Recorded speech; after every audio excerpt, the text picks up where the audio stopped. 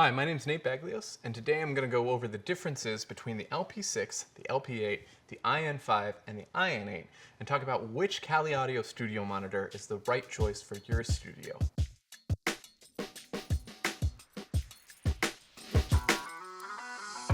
So right off the bat, as we move up in budget from the LP6 at $149 to the IN8 at $399, we would always recommend that you get the best speaker that you're able to afford. The IN8 is $800 for the pair, but for under $500 for the pair, the LPs are a rock solid choice. But let's talk about the differences between some of these speakers. So the thing that you're going to notice with the LPs is that they're a two-way monitor, meaning they have a woofer that handles the lows and a tweeter that handles the highs. The INs, however, are three-way monitors, so they've got a woofer for the lows and a tweeter for the highs, but they also have a dedicated mid-range driver. This does a couple of things, but the biggest thing is that the mid-range takes work away from the tweeter and the woofer so that neither of them are as stressed. So if you're listening, for example, to the IN8 versus the LP8, you'll notice that the IN8 just has more headroom, it sounds less taxed, it sounds like it can do more work, get a bit louder, without getting as much distortion, without sounding like it's really at its limit. The IN speakers are also coaxial, so the mid-range sits around the tweeter and acts as the tweeter's waveguide. This means that the imaging that you get is that much more accurate. The LP6 and the LP8 have been praised for their imaging using our 3D imaging waveguide for how everything sounds left to right, front to back, and up and down. But the IN series sounds that much better. You're going to be able to hear with pinpoint accuracy every single element in your mix and where it's sitting in space.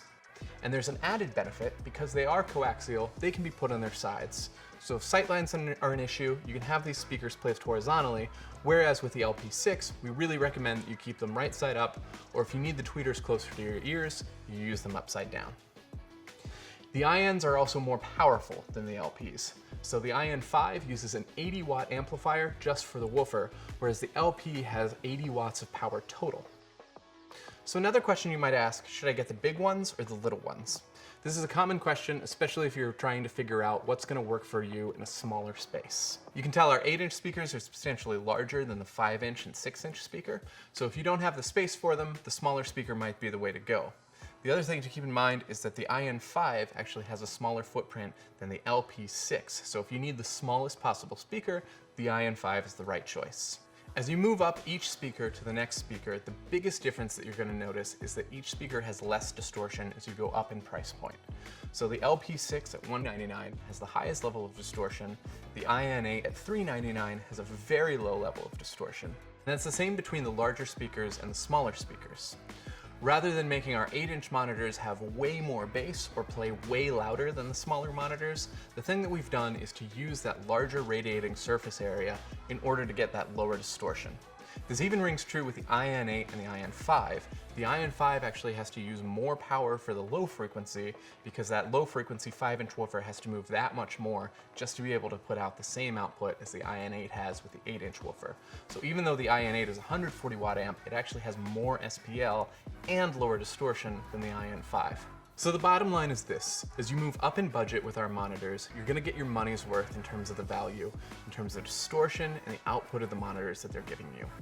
The IN8 is our very best monitor, but if for whatever reason you don't have the space or you don't have the budget for an IN8, none of these are going to be a bad choice, and for under $500, you really can't do better than the LP series.